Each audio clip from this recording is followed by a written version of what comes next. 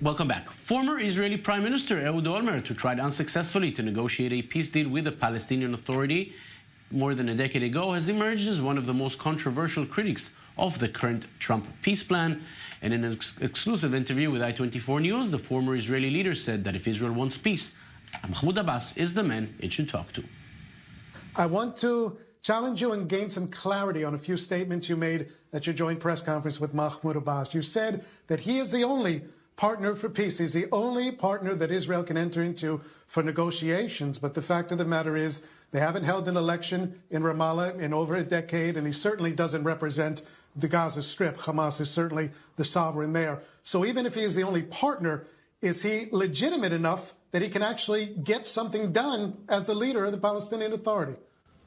Who else?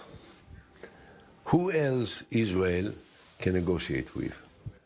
But you can if you negotiate but don't come up with a legitimate answer, then what's the point? We may come up. The fact is that the entire international community does not recognize anyone else but Abu Mazen as a potential partner. So it's not just, saying, okay, he's not supported by the Hamas. It's true he's not supported by Hamas. They are his enemies. They are the enemies of peace. They are our enemies. They are his enemies. And he's collaborating with Israel in trying to protect us from terrorist activities. And the security services of Israel are very, very supportive of the efforts that Abu Mazen is making in order to prevent terror. So again, the question is very simple. This is not an ideal world. It's not that all the options are open. We just have to pick up the one, everything else will go along, and everything will be all right. He is the president of the Palestinian Authority. Were there proper elections in some of the other countries surrounding us that we are prepared to deal with and negotiate with, and only the Palestinians didn't have elections for 10 years? Let's face it, we have a complex environment. And within that complex environment, the fact is that Abu Mazen is the only person that is accepted by most of the international community. And I think that he is a worthy partner because he is committed to fight against terror. And to do it as a head of the Palestinian state, when you have the Islamic Jihad, when you have Hamas, is not obvious. It requires a certain degree of courage and determination and commitment. So why bypass him and just miss the opportunity to deal with someone that, if someone can speak for most of the Palestinian people, this is him.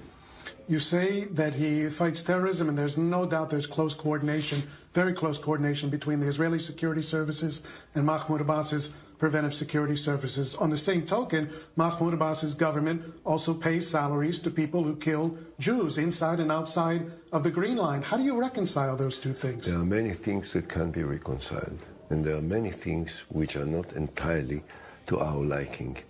And I'm sure that if someone looks at the situation and looks at us from a different angle than the one that I have as an Israeli and as a patriot of the State of Israel, he can find many different things which ought to be, according to this different point of view, criticized in the way that Israel handles itself and treat its Palestinians and so on and so forth. So there are many contradictions. Still, the question is, who else? Who else? The Hamas? The Hamas that are shooting thousands of rockets to kill hundreds of Israelis, try to kill hundreds of Israelis across the Israeli south part of the country and almost center part of the country. Are they better? So the fact is that the Israeli government contacts the Hamas much more than it is prepared to contact with Abu Mazen. This is crazy in my mind. Question, it's not only about who, but it's about when, and conditions always need to be ripe for peace negotiations. With an interim government in Israel and Mahmoud Abbas not exactly stable politically or medically for that matter, he's 83 years old and has health problems. Is this the time to start entering these kinds of negotiations, fragile negotiations? Look, I spoke to Abbas today. I spent with him 40 minutes privately, and then we had a press conference. It looks to me healthy enough and stable enough and firm enough. And there is no competition for Mahmoud Abbas yet in the Palestinian Authority. I don't know what the future holds for anyone, including for him. The truth is that you asked me 3 weeks before the elections in Israel. Definitely it's not the time to start negotiations, and I doubt that the Israeli government is prepared to negotiate on the basis of the Trump plan. Israeli government wants to annex the territories on a unilateral basis. Are they prepared to negotiate on the basis of a two-state solution? I never heard Bibi Netanyahu says it. So let's first of all see, what is the position of the Israeli side today. 3 weeks from now, I don't know. There will be elections. So indeed, if you ask me, is the day today, tomorrow, 3 weeks from now? No. A month from now, 2 months from now. We've been waiting for so many years. We can wait another month. You said you've never heard Prime Minister Netanyahu. You said it. You've definitely said it, and you made what was considered a very generous offer with almost all of the West Bank, Judea and Samaria, international control over Jerusalem, symbolic number of return of refugees, and 11 years on, at least according to the public, you may know differently, Mahmoud Abbas has yet to answer that offer. Did he ever answer that offer? No. Why? You have to ask him. I don't know. But it's very important to emphasize that even today he said, I never said no, which means that for him, and he said it, he's ready to start negotiations from where we left it 11 years ago. So now you can come and say, thank you very much for suddenly reviving the old story after 11 years. But again, the question is, what is the alternative? Should we then not negotiate at all? Should we then say to him, listen, before you start negotiations, you have to give us 1, 2, 3, 4, 5, 6, 7 things that actually we demand from him as a precondition for negotiations? But isn't that what he's demanded all along, as preconditions for negotiations? What was his precondition? Return to the 67 lines, East Jerusalem as the capital. This is his position, but it is not a precondition for negotiations. This is his position. That's another thing. We may have all our positions, but the question is whether we say to the other side, no, before we start negotiations, you have to accept all our demands. Or you can say, I'm going to negotiate. No preconditions for the resumption of negotiations. There are positions in negotiations. It's a different story. Do you think President Abbas has just realized that maybe the world and time has passed him by, and the best last offer he got was from then Prime Minister Ehud Olmert, and he's trying to turn back the clock now and start fresh again when in fact time has just passed him by? Number one, I don't know, maybe. You don't have those conversations with him? Listen, I don't have a conversation in which he says, I know that the time has passed by, and now I'm trying to revive the old story and so on and so forth. This is not the way we talk, with all due respect. In spite of the fact that we are very friendly, and I think that there is trust between the two of us, but up to a certain point, he's still the leader of other people, not mine. But I want to say this, look, if you look for excuses, why not to renew negotiations? I can provide you with some that you even didn't think about. The question is, what is your state of mind? What do you really want?